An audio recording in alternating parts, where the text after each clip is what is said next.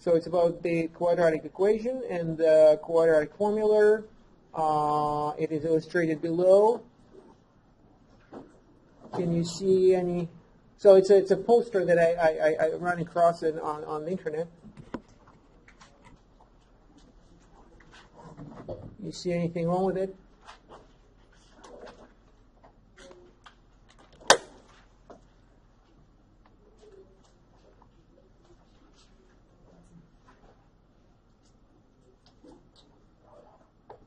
So it's subtle. Okay, let me focus. You see any problem here?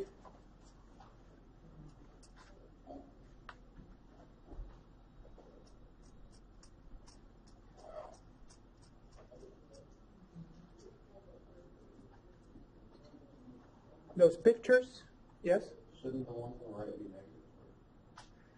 be negative? They're partially negative. I'm not sure what the. So two x-intercepts in the right column. You have two.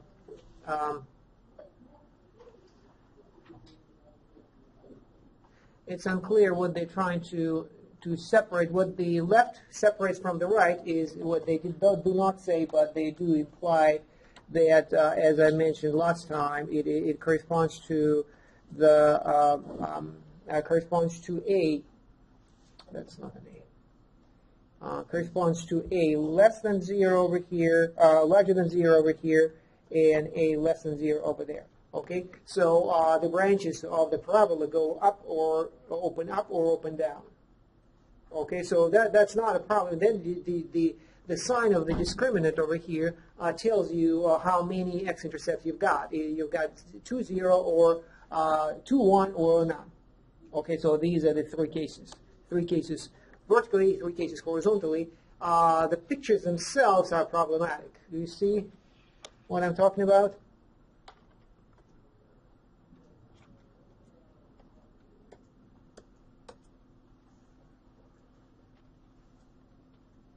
You want to take a closer look at this picture?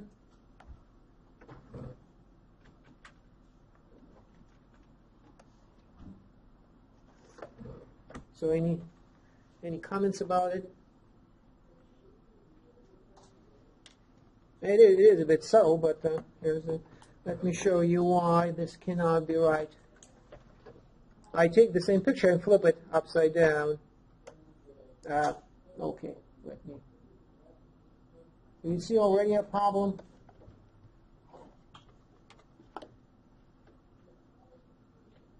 Let me, like this.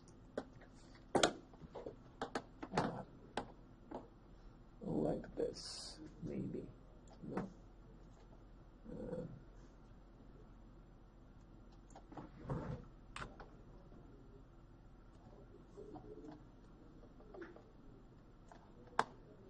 Do you see what's happening?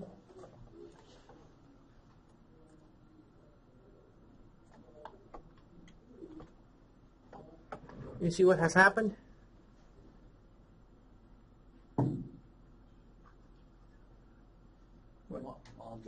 They lined up, so what does it tell you?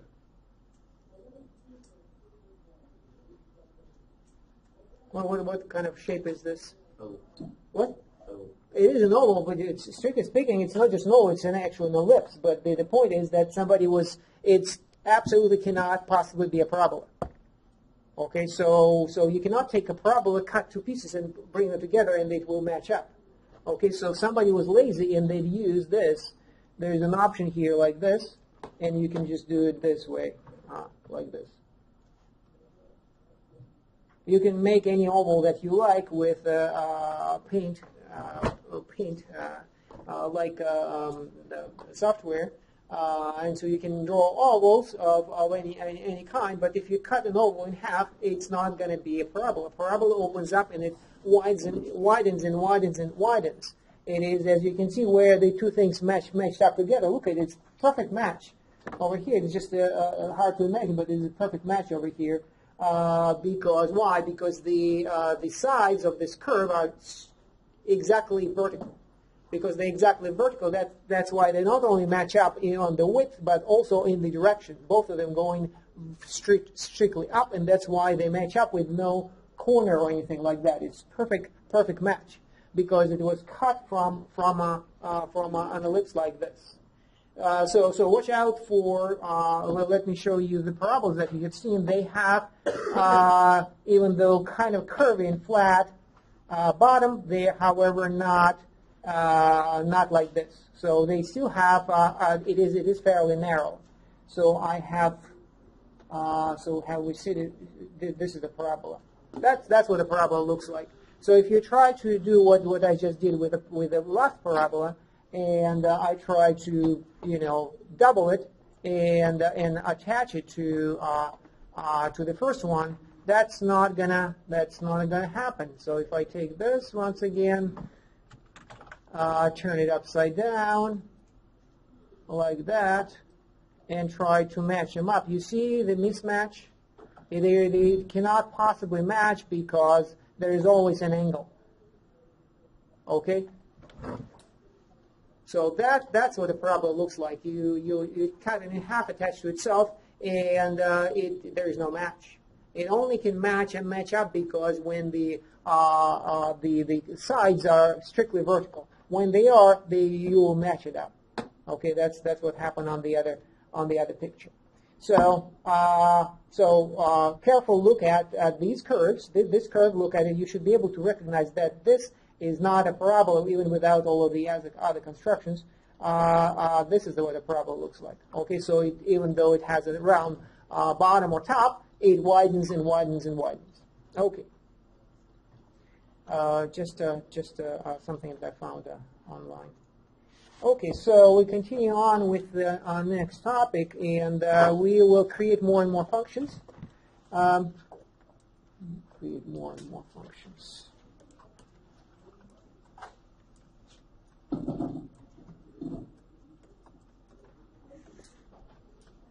So in a number of ways. But before we start with that, let me remind you about a couple of concepts about sets, unions, and intersections.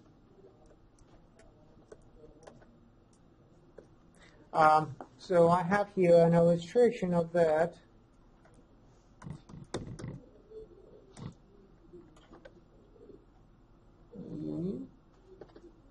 How unions are formed and how intersections are formed. So unions are very plain.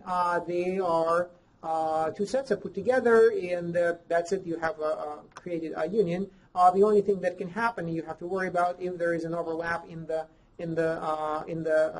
lists. So you have two lists. If you put them together, if there is an overlap, you have to remove the overlapping part. So in other words, so 1, 2, 3, 4.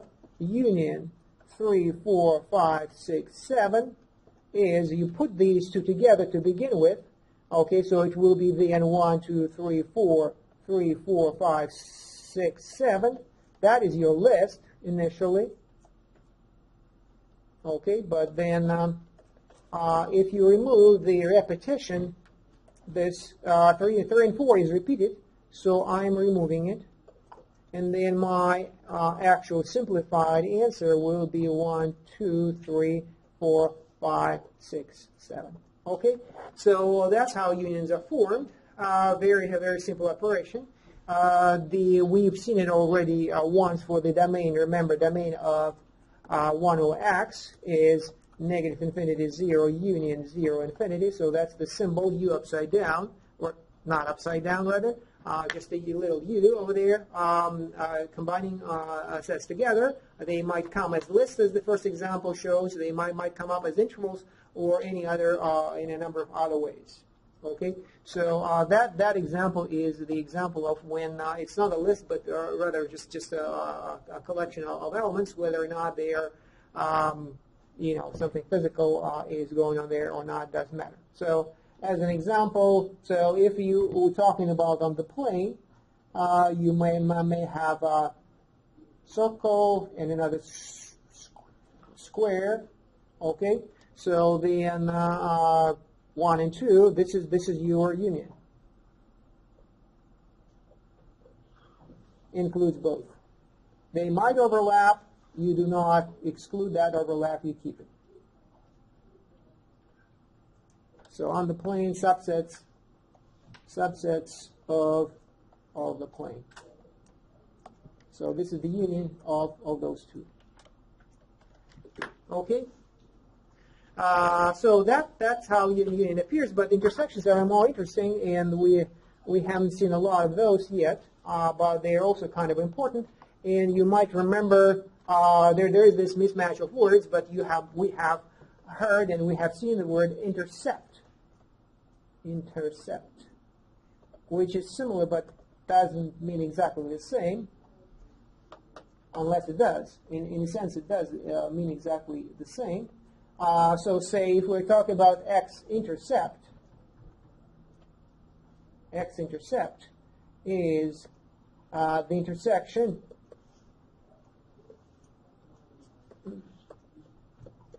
of the graph and the x-axis.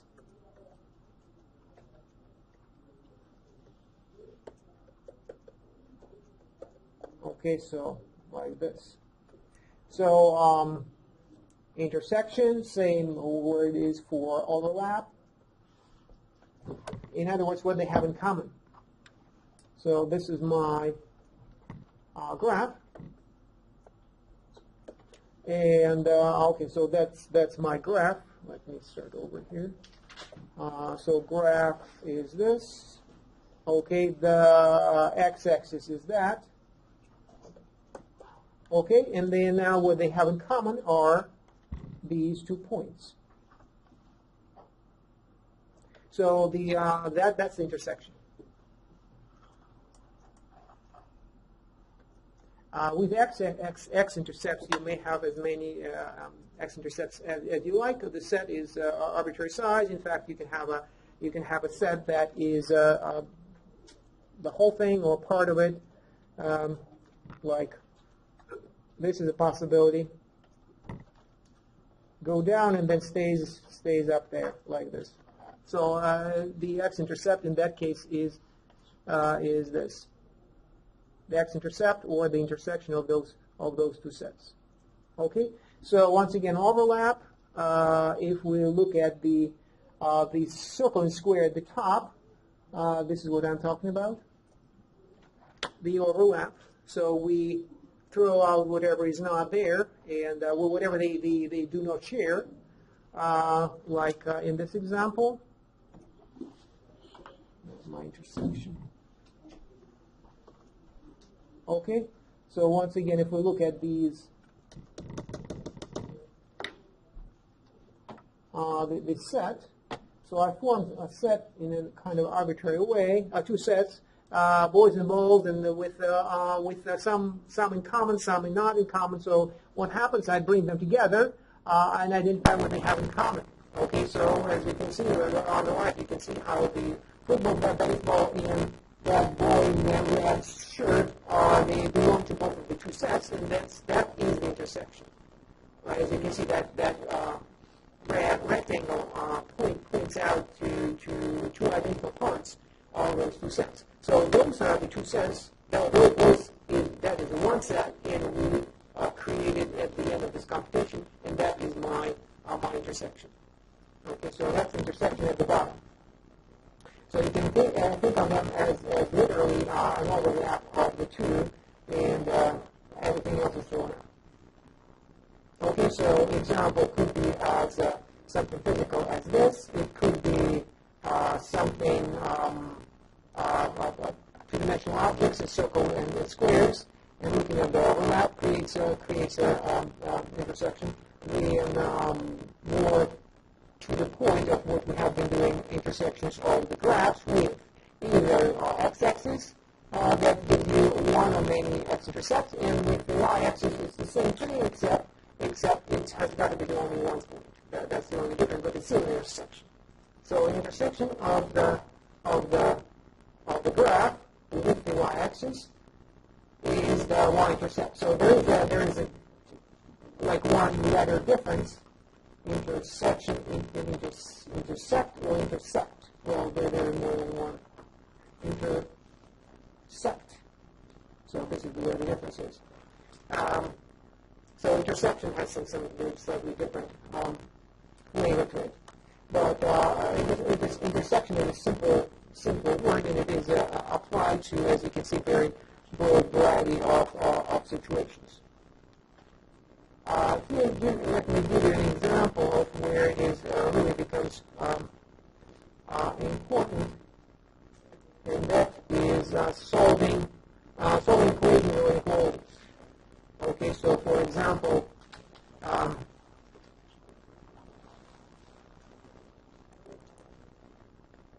so find all x's with x less than or equal to 3x and x larger than -1. Okay, so what does it mean to find? It means that to find the set of all x's satisfying these conditions. Okay, so you can jump to the answer right away, but it is actually helps a lot if you first analyze it in terms of sets. So there are two conditions.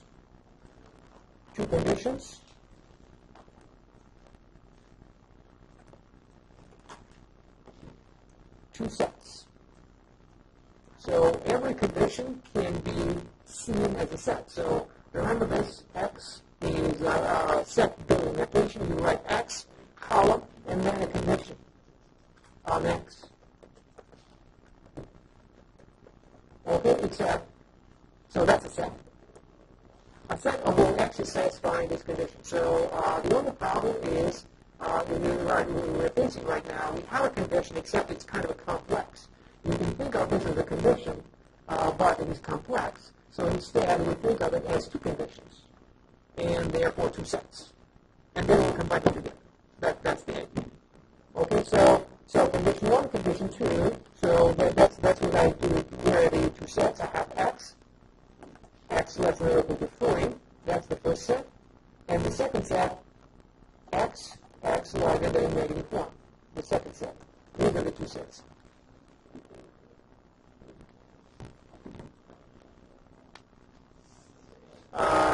So how we're going to combine them together, I will write them next to each other. Now I take the original set and write it out as this. X is x less than or equal to 3. And now I deliberately put that word "and" between those two conditions in the capitals. Why? Because it is an important mathematical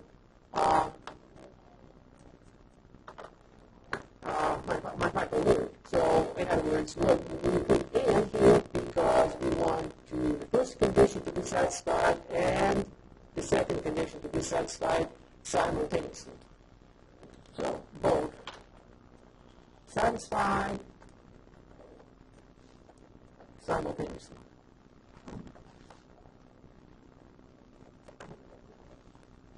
Okay, so that's what we're on the right hand we're looking for, and then the meaning of what we are building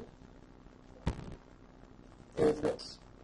Okay, so the set we're looking for is the intersection of these two sets. Geometry is very becomes very simple. In fact, what those examples we just saw, they are actually two-dimensional and one-dimensional plane, so there's some challenge. Here, there is no challenge because the overlap is very visible. So let me just plot. So x less than or equal to 3. I take my two sets on the x-axis. Both. Well, let's suppose they exist apart for the time being. But this one will be this. This is the first set. Everything up to 3 inclusive. That's my first set. The second set is on the xy plane as well. 0, -1. And it is to everything to the right of -1, exclusive. Like this. Okay? So that's my second set, and now to find the intersection, I bring these two together, so I could do it literally. So I just, I'll just overlap them.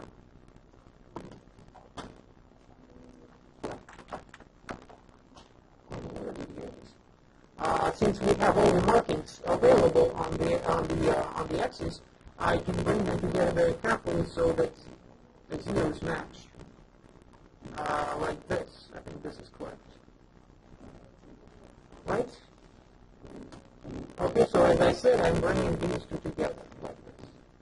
So once again, the purple one runs from negative 1 to the right. The green one, I may have brought them together too much.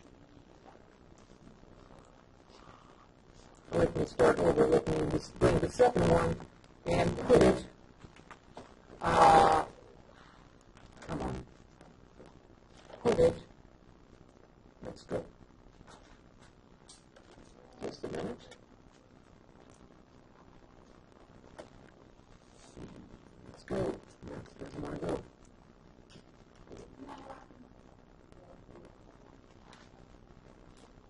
That's where I go.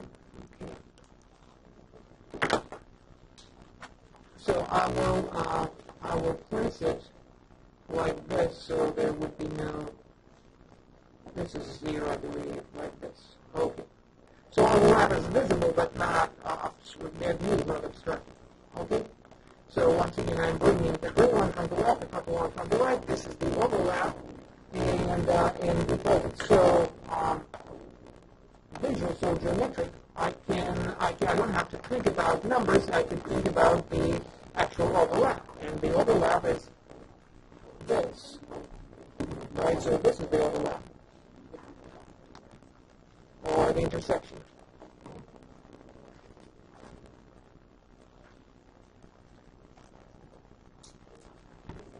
Okay, so what I meant is just write the answer. Okay, so the intersection, so as you can see, it runs from negative 1, not inclusive, to 3, that is inclusive, like this. Okay, so and then just the answer is, what is it, negative 1, 3. Okay, so that's the answer.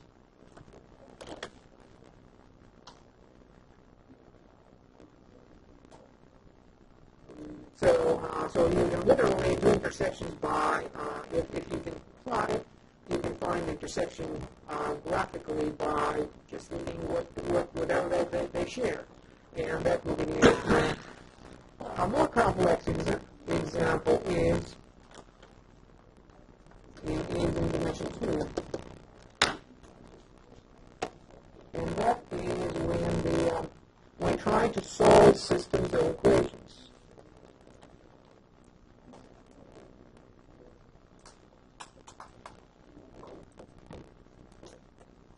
Which we'll face later. Right now, I just use it as an example of intersections. So, say x plus y is equal to 1, 2x, hold on a second, I have a better example here.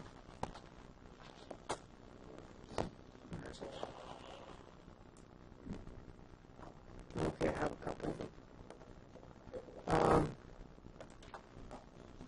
X minus 2y is equal to negative 2, x plus y is equal to 2. Okay?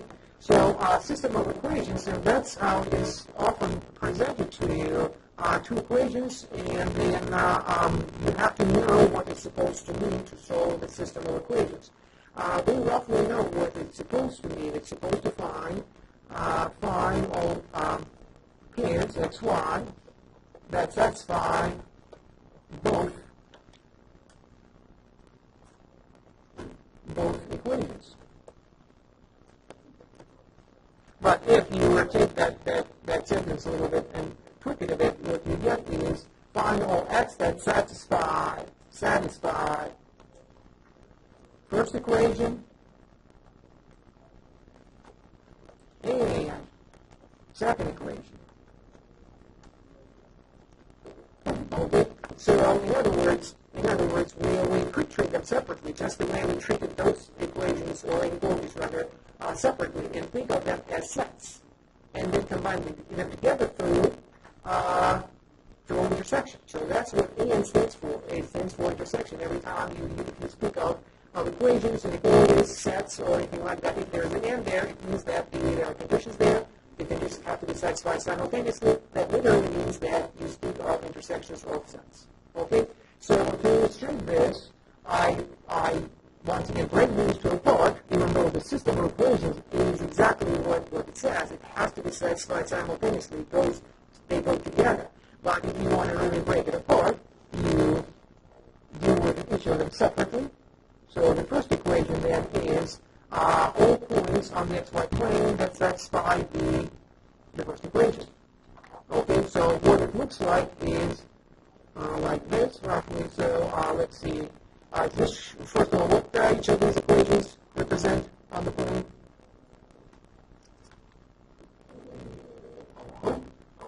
And each of them is a line. That's right. So one line, so first line, and second line. So we'll just plot those two lines separately and then see. Okay, so the first line is, let's see, when x is equal to 0, y is equal to 1.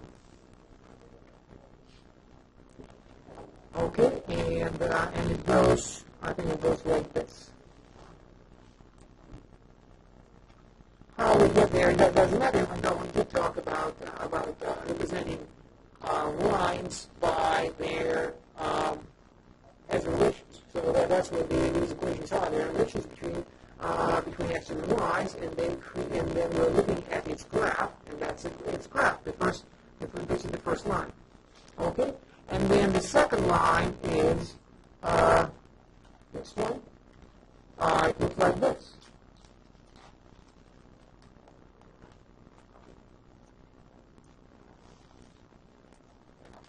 Okay, so that's the second line.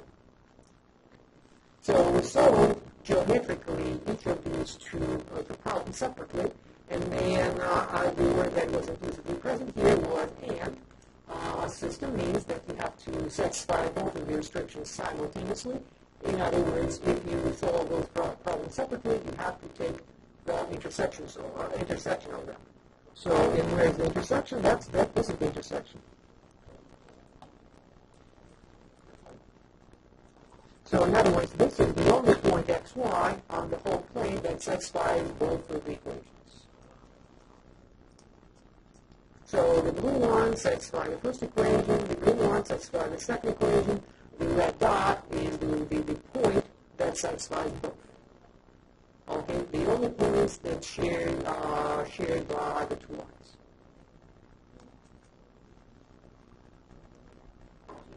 Okay. So, and then there is just many problems like this, where intersections come up. So it's just that we will be discovering them as we move along. One problem that appears where intersection comes up is making functions. So I have a picture here somewhere.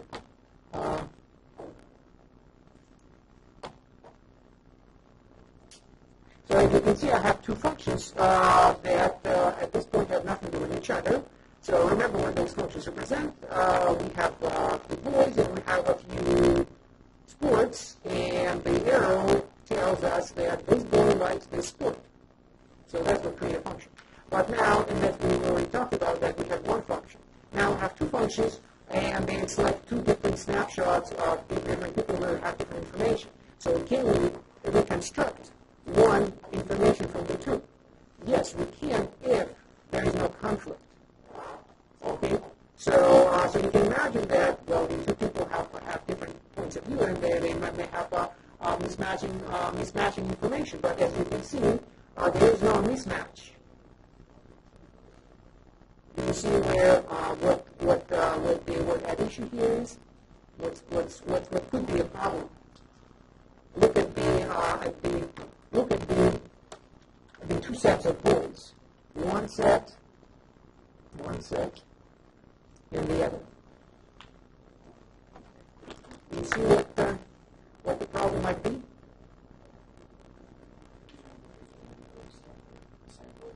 The same boy in these two sets. In other words, it is the intersection. He is the intersection of those two sets. So for us to build a function like this on the union, okay, so we're combining two functions into one. So what we do is we combine to begin with, we're combining their domains. Okay, so just literally just put them together, that's the union. But what the conflict might appear is at the intersection. So if at the intersection your values do not match, you cannot build a function. Fortunately, they do match because that boy in the red shirt, I don't can see his name, but boy, he likes, frankly, tennis in the case. So that is why that intersection of the information is not in conflict, and that is why these two functions are literally merged together. Okay, so as you can see, simultaneously we see the union of domains creates a new domain of the new function, as well as the intersection of the domain is where you have to watch out for possible conflicts. If we deal with an actual function of with graphs, then it is quite visible. So this could be one function, and to combine it with the other function, they have to match on the intersection of their domains. So if this is the domain of the first function, domain 1, and then I have domain 2, like this, domain 2.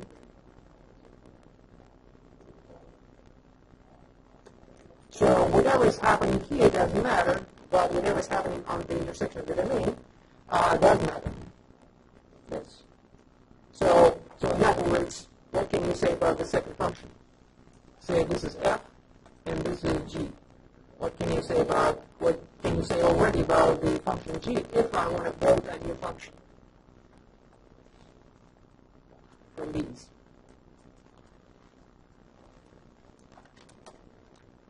Well, I already know something about g. This is what I already know about g. It has to match the behavior of f.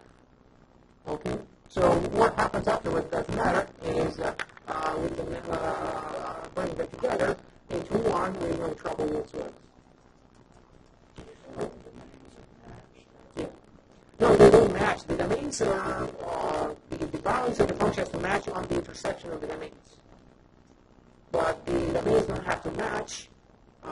If they match, then the functions match together. They really have to be the same function. If the domain is the same, then trying to merge them would require both of the functions to be the same. Meaning when there's a difference in the domains, then there's a possibility that there's a new function there. Okay, so there's a good example here that I want to explore where this appears in a very prominent way, and that is taxes. So I'm going to try to teach taxes. So this is a hypothetical tax situation, which I'm going to now describe, and then we'll see how a function appears. So there are three brackets.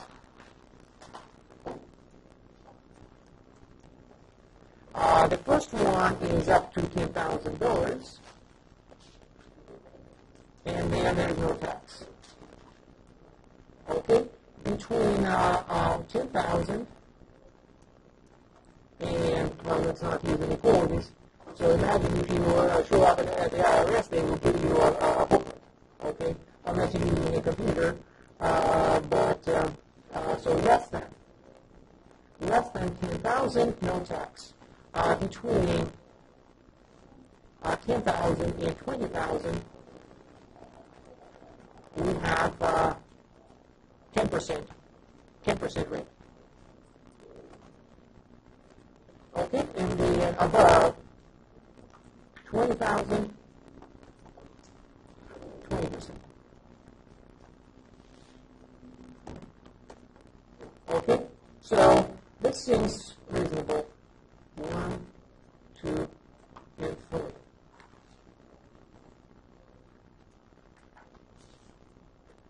So the way this thing seems to be fully determined by these conditions. So do you see anything that might be imperfect here from the point of view of functions? I mean, think of this as a function, so that it might help. So a function. What's the input?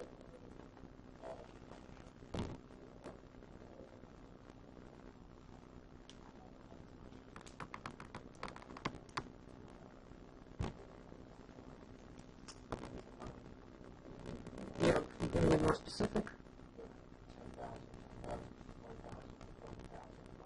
Right, well, the input is income. In measured in the money, yes. And it runs any number. So, and the output,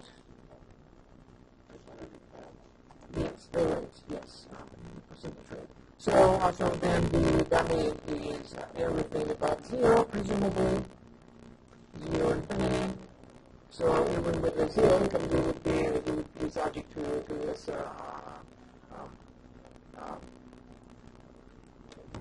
these conditions. And so even though there is no tax, but it still works out. Okay, so the description, however, is not perfect. You see what we can have. It appears that we have three functions, three brackets, three functions, and we are building a new function from those three. What we just learned from the last example is that the conflict might appear. Do you see what we have to worry about?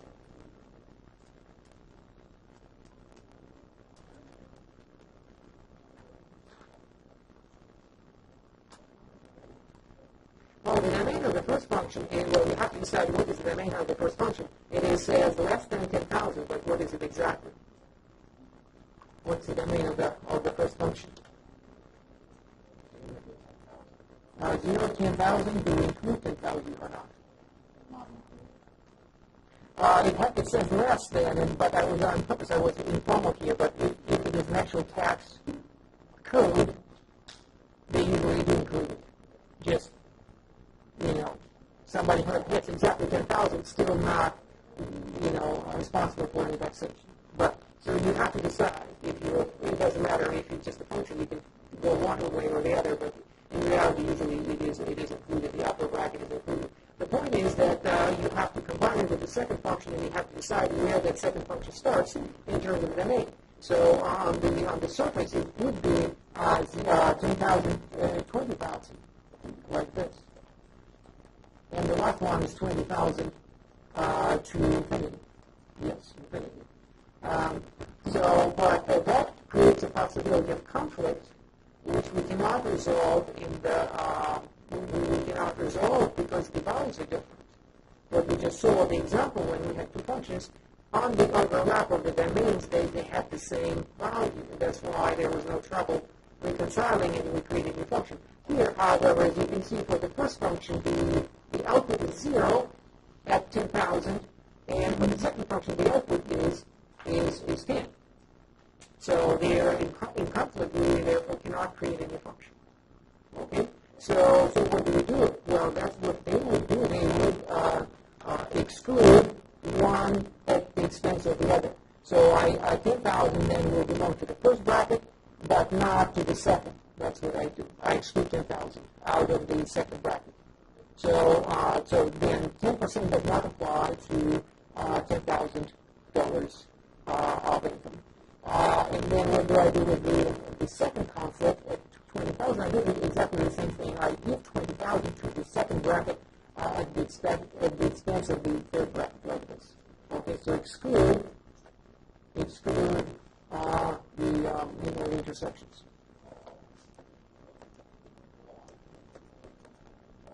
Okay, then the computation becomes straightforward. Let me now take this function and confirm that it is a function by building a little list of, or like a flowchart of this function.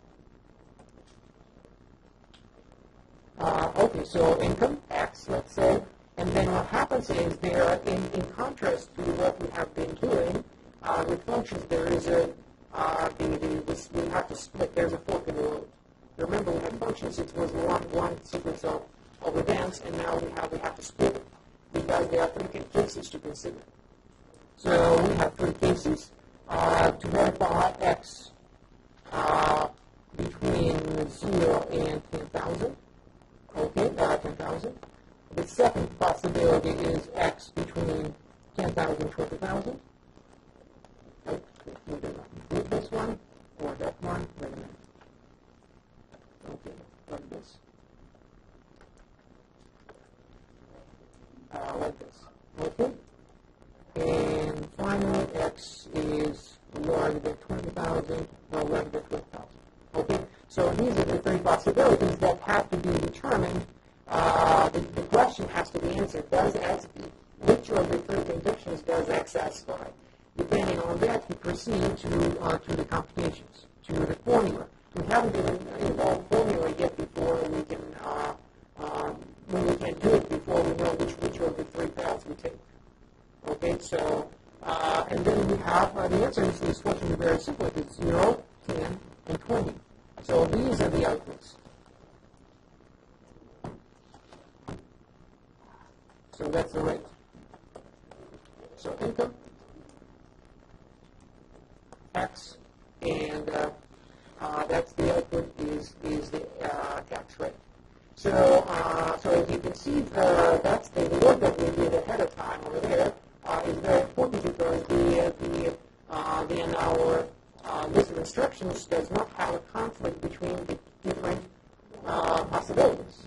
So you got to know for sure which of the routes you take, either up, middle, or bottom routes, in order to arrive to your answer. So the conflict has been eliminated at the time, and that's why the whole thing works.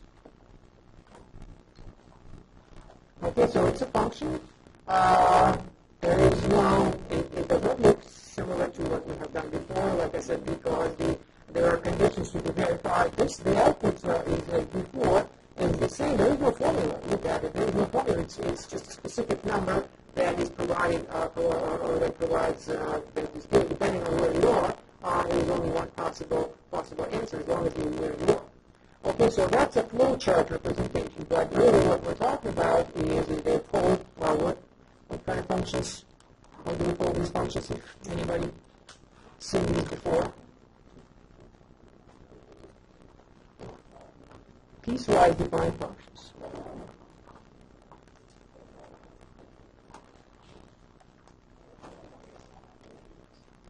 Okay, piecewise defined functions.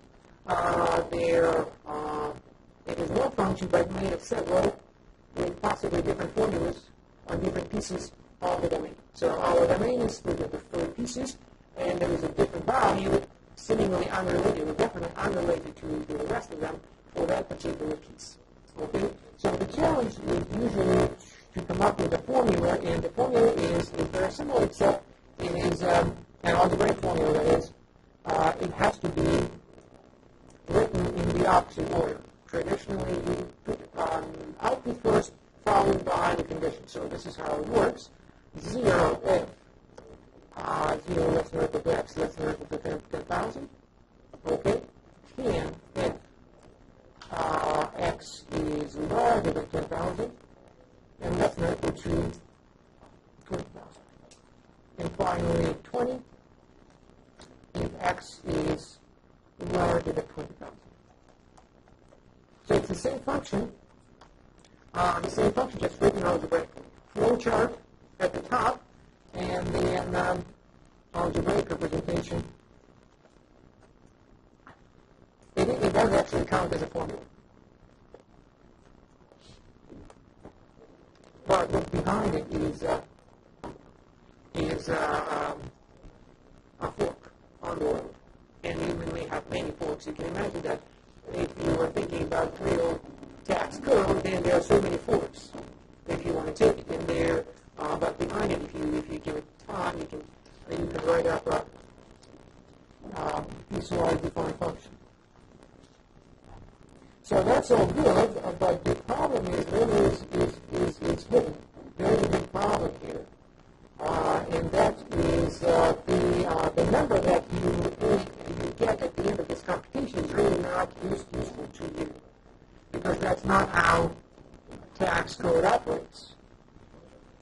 anybody's, know anything about taxes, what's wrong with this picture? What? Yeah, but that's the way we simplify things because you don't really with actual one. The question is how much do I pay? How much do I pay? So suppose I have $50,000. How much do I pay?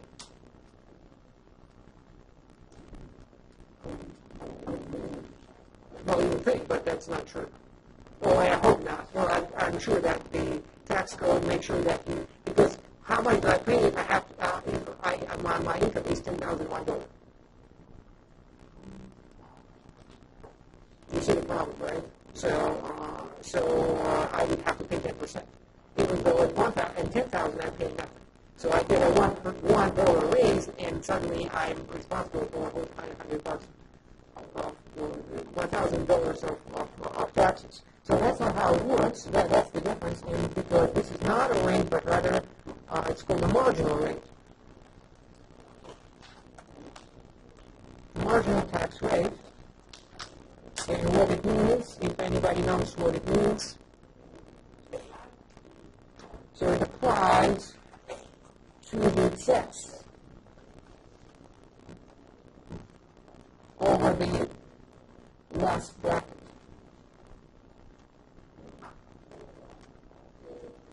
In other words, if your income is $10,001, then that $1 is the only one you're responsible for at 10%.